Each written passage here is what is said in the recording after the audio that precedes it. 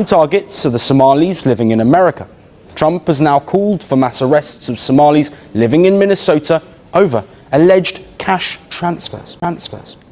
He called them criminals, and to back his claims, he shared a news report. The report alleges that Somalis were transferring cash via the Minneapolis airport at an abnormal rate. The report quoted US officials saying that the cash was moved overseas by Somali couriers and that it was 10 to 100. It is alleged that Somali couriers moved nearly $700 million in cash out of the Minneapolis airport in the last 2 years. The average stood at nearly $1 million a day. The report also cited Trump's officials slamming the Biden administration for missing the red flags. As per the report, the officials compared the alleged exodus to an ATM draining American dollars and moving them overseas. Somalis is part of his wider accusation against the community of being involved in a $1 billion fraud scheme. Minneapolis is a city in the state of Minnesota. The city has the largest Somali community in the US. Minneapolis has been at the center of Trump's anti-immigration crackdown. The city is reeling from the fatal shooting of a US citizen by immigration officers, which has sparked widespread protests. Not just that, the Trump administration has also barred Somalis from entering the US, from Somali Americans to the Somali government in Mogadishu. No one is away from Trump's radar. While the president has accused Somali Americans of crimes and fraud, he has accused the Somali government of theft. Washington has accused the Somali government of destroying a US-funded World Food Programme warehouse and illegally seizing aid meant for vulnerable Somalis. Citing this, Washington has stopped all aid to the Somali government. This is a big hit for a country which is among the world's poorest nations. This crisis is exacerbated by insecurity and multiple natural disasters. Breaking tonight, Donald Trump issues arrest threats tied to alleged cash movements, and all eyes turn to Minneapolis. But instead of fear, something unexpected happens. Somali leaders step forward, activists speak out. Residents say they're not backing down. Cameras roll as a community long targeted by political threats sends a message heard far beyond this city. This isn't just about words, it's about power, fear, and whether intimidation still works in American politics. What happened next may signal a turning point no one saw coming. Breaking tonight. A political shockwave is rippling out of Minneapolis, crossing borders, lighting up social media feeds, and raising new questions about power, fear, and who still responds to intimidation in American politics. It began with words. Sharp words. Threatening words. The United States President, Donald Trump, escalated his rhetoric this week, calling for crackdowns and possible arrests tied to alleged cash movements connected to Somali communities. The language was blunt, accusatory, framed as law and order, but delivered with the unmistakable edge of a political warning. And then something unexpected happened. Instead of retreat, instead of silence, instead of fear, Minneapolis Somalis pushed back. Publicly, loudly, together. We're not afraid, community leaders said into microphones. We've heard this before, activists told cameras. We're staying right here, residents posted online, standing in front of mosques, businesses, and neighborhood streets. For years, Trump's political brand has relied on confrontation, on naming targets, on projecting strength through threat. Immigrant communities were often cast as vulnerable pressure points. But in Minneapolis, a city that has become one of the largest Somali population centers outside Africa, the response signaled a possible turning point. This was not a community bracing for impact.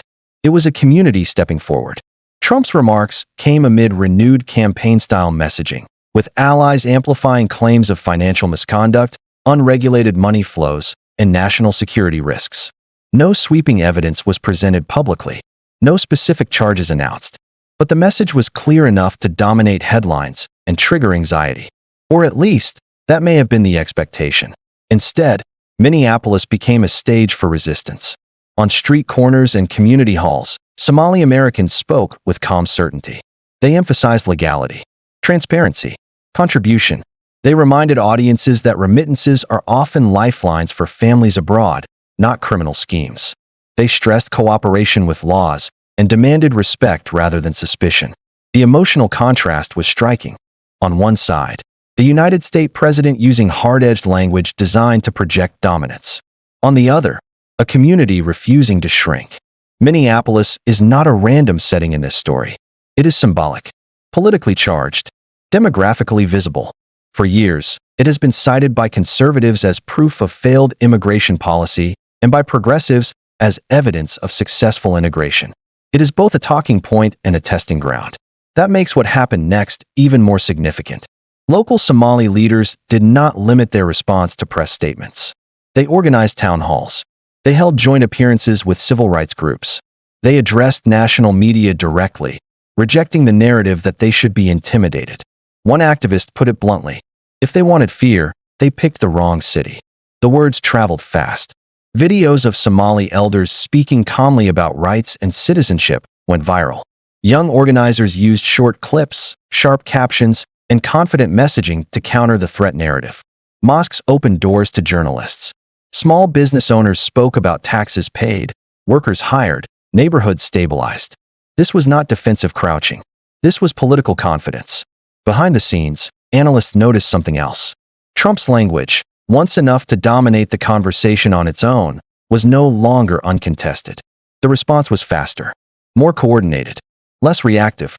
It reflected years of organizing, legal education, and civic participation.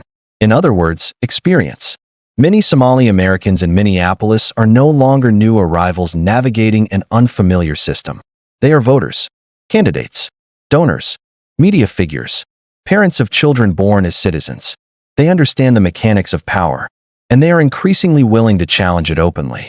Trump's political motives are also being scrutinized. The timing of the rhetoric aligns closely with efforts to re-energize a base that responds strongly to law and order messaging and suspicion of outsiders. With the 2026 political climate already beginning to form, every statement carries strategic weight. But strategy cuts both ways.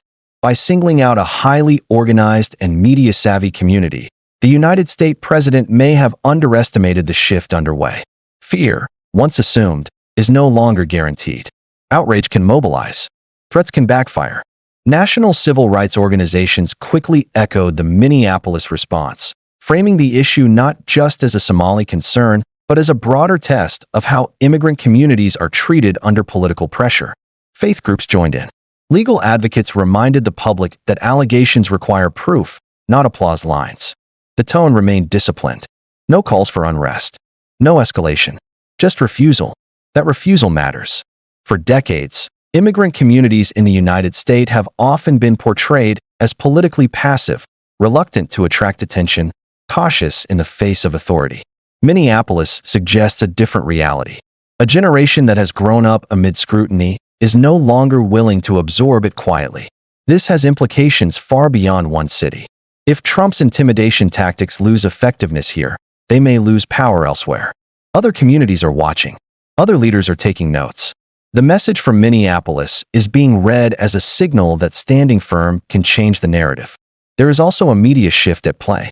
Coverage no longer centers solely on accusations. It now includes voices of response, explanation, and challenge. That balance alters public perception. It reduces the shock value of threats and increases scrutiny of motives. Politically, this moment raises questions about credibility. Repeated warnings without follow-through can erode authority. Broad accusations without specifics can weaken trust. When targets respond with confidence rather than fear, the power dynamic changes.